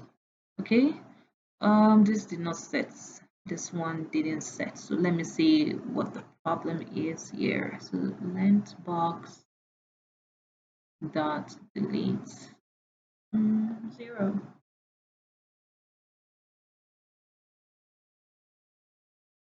Okay, so let's see, let me confirm the name of my length box. Okay, so that is correct, but I don't know what the, can't really tell why it's not resetting back to, right, is resetting back to 1. So let's see, let's say drain medium, generate, yes, yes. Okay, that worked, it's working. So I guess maybe I typed on something. So okay, let's confirm that again. Let's say Dennis strong generates, yes, yes. Okay, that's working perfectly fine. So every field is deleted. All right, so now to work on our copy button. It's not functional yet, so let's make it functional. What do we want our copy button to do? Is to ensure that we copy the password and we can paste it somewhere, for people who do not have access to the database. Okay, so for we, the user, we can just decide to copy the generated password from the entry field and then paste it somewhere. Okay, so that is the button we're going to work on. So now I'm simply going to go down to my copy button here and give a command to it. So I'm going to say command and say copy. Then I'm going to go up here and give functionality to the copy command. So I'm going to say define copy. Then what I'm going to do next is to import, there's something called hyperclip. Okay, so basically what hyperclip is about is like a cross-platform clipboard module for Python with copy and paste functions. Okay, so once you import that, you will be able to, it's going to give you an access to be able to copy something from here and then paste it somewhere on a plain text. Okay, so now I'm going to go up here and import my hyperclips. I'm going to say import hyper.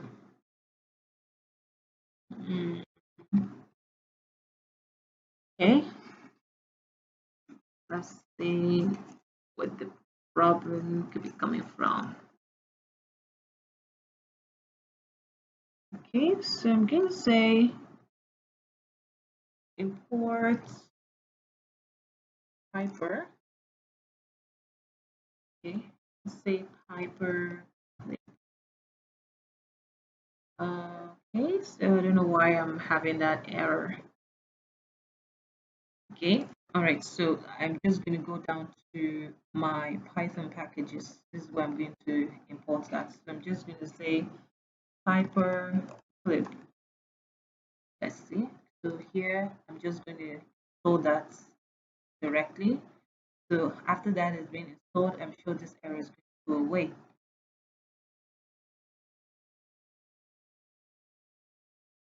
Okay, so let's give ourselves some time for that to install properly. All right, so that has been installed. Package that installed. Okay, so still wondering why that is still, why we're still having an error here. Okay, so that is installed. Or do I just directly do it here? Let's see. Okay, let me see where the problem's coming here. And say no module name pipe. Why?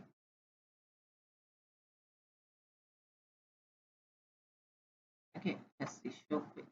So that's installed, that is installed here. So just do, you can just go here. I was having an error and then I just simply went to my problems and clicked on it and ensured that this is properly installed. So you can decide to go to your Python packages here. You type it and install, or you can go to your file and then you go to settings and then I think that's supposed to be that's not, no, so that's supposed to be um yes, your Python interpreter, no, okay, yes, so this is where you just simply go to your Python, the project, to the Python interpreter, so that's where it's going to help to interpret this. So then you just simply go over here, you can type in the name of the package, the hyper clip. So it's going to come out.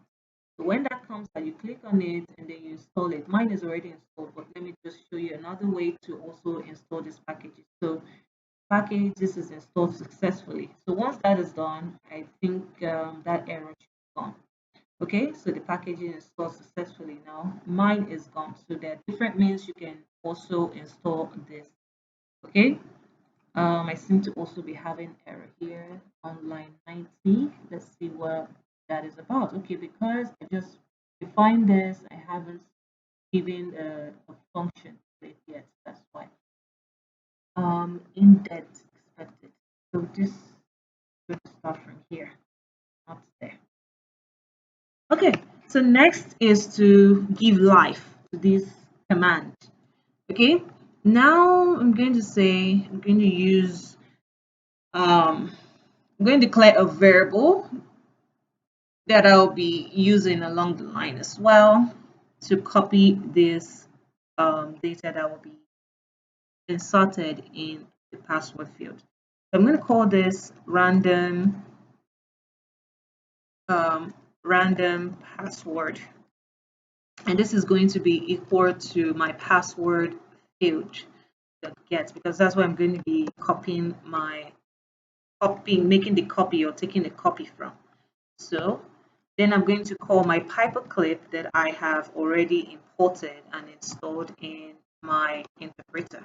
So this dot copy is going to, then I'm going to use the wait, let me get this away, the already declared variable that I use here, which is the random password. Then after that is done, I should get a message that that info, or rather, is being copied. Okay, so now I'm going to have info, and then I'm going to say copied. All right, so let's run this and see how this is going to work. So I'm going to say Venice. I think this already exists. Okay, doesn't exist. So now I'm going to say, so now I do not want to clear, I'm going to say no. So now I can copy. That is copied. Okay, so after that is copied, you can now paste this anywhere. So I'm going to show you where you can paste this. Or you can just even go here and try it out and just paste it. So this is the code. Okay, you can also go to your DB browser and check that that information has been entered. Okay, so Venice has been entered. Now, if you notice, Venice, this is capital letter and the other one is a small letter. Okay, so I think on your own you can try to make this detectable. All right, so that is done. Okay, so this is the password now that's generated that is here. We just posted here. It's generated. So now we can copy, make use of our copy button. So the last but not the least is our reset button, which is this. It's not working yet. So let's give life to this button. Let's give a function to this button. So what do we want our reset button to do? I want a situation where I click my reset button, and what it's going to do is to ensure that all of the options and everything that I have typed and I have chosen is going to go back to a default value of 0, just the same way we did here. Okay, so it's just basically going to copy and paste this. So I'm just going to go down to my reset button and give a command name to that. So I'm going to say command and say reset. And then I'm going to go up here and define that function. Say reset. And then I'm going to go up here and copy this. And then go back here and paste it. So that is just how this is. So I'm going to go back here.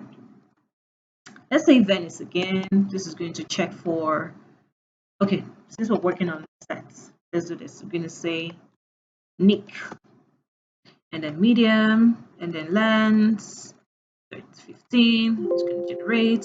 Thanks for generating that. No, I do not want, but I'm going to copy this. And this is copied. Okay? And that is copied. And then I want to reset. It's going to reset this. This didn't reset. Why didn't it reset to 5? Okay, let's do this again. I'm going to go back and try it again and say Henry and say a week. Then I say 15. Then I generate this, say this. No, I do not want to clear, but I want to copy this and I want to reset this. Okay, so I'm having a 5 here, which is not what I want. Let me go back to my code to see what the problem is.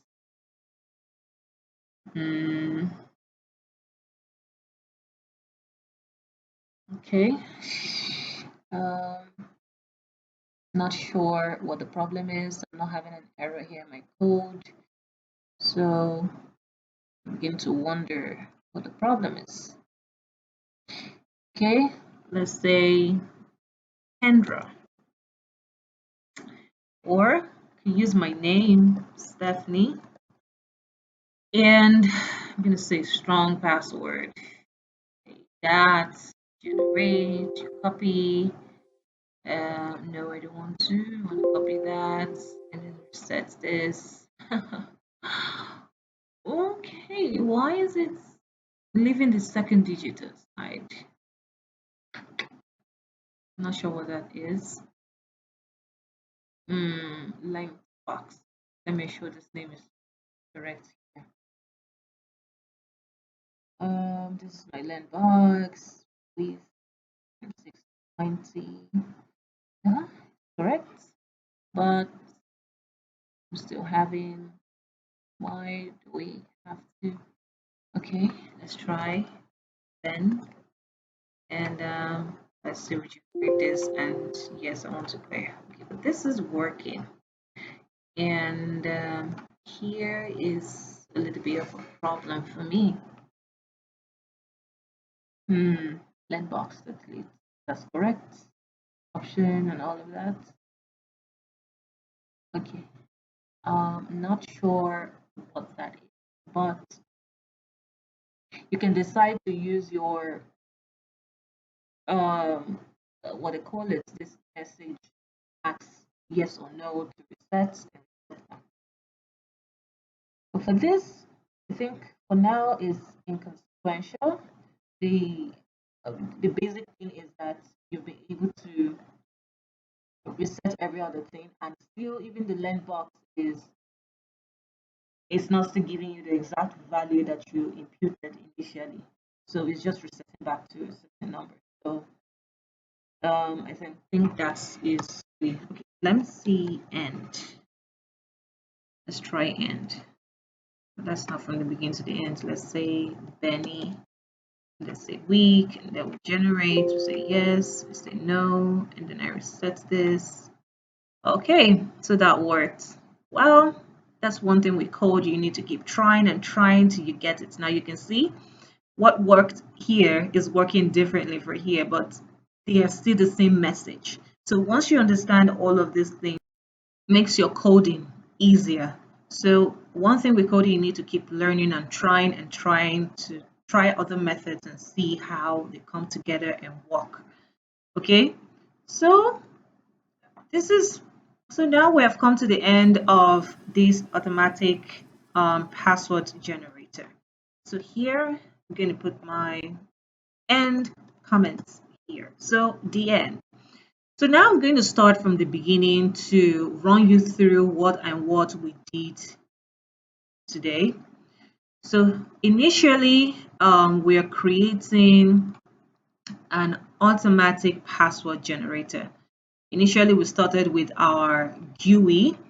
This is our GUI, our label, entry fields, our buttons, pin box, radio buttons, and these images just to beautify our GUI.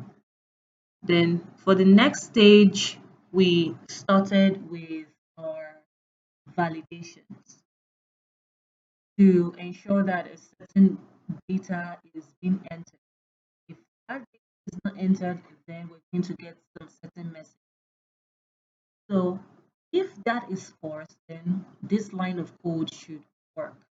So we have our lowercase, uppercase, numbers, characters, shuffle, and then we have our asterisk, which help us to return every character in lowercase, uppercase, digits, punctuations, and all of that. And then we worked on our length box.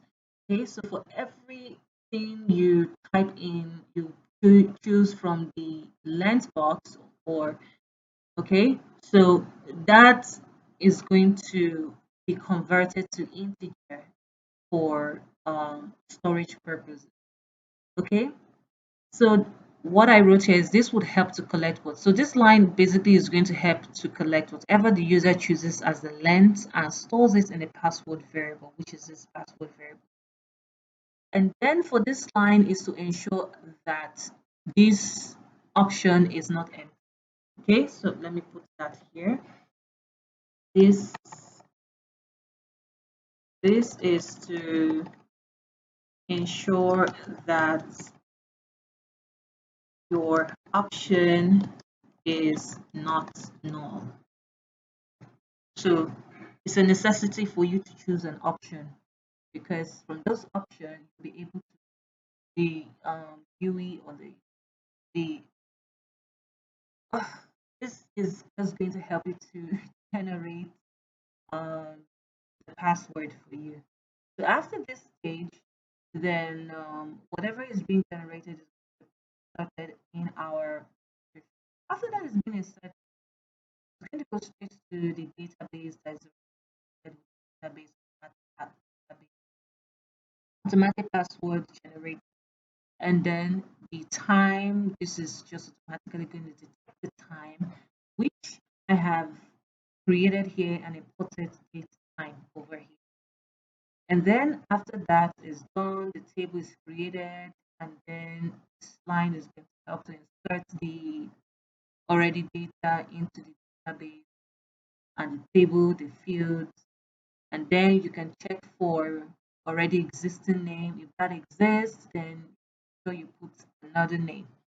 So if that is false, if the name does not exist there, then it's just the information or the data that is being typed there is going to go straight into the database and store that in the database. All right, and we have our copy, so you can be able to copy that password from the field for the front user. Then you can also reset the GUI as well. Okay, so that is just basically for all of this. I hope this was properly understood. Okay, so if you have any question, you have anything to say, please do not forget to leave comments in our comment section. Please do not forget to subscribe to my channel, like my videos. You can share, spread it around, help people to also learn this as well. So these are just easy ways to do this. Remember, we use SQlite for this. I don't call it SQlite, but I call it SQlite 3. All right, so if you enjoyed this video, please do not forget to give a thumbs up to this video. Thank you very much. I am Stephanie. I hope to see you next time. Please keep up with Simple Coding Style with Steph. Thank you. Bye bye.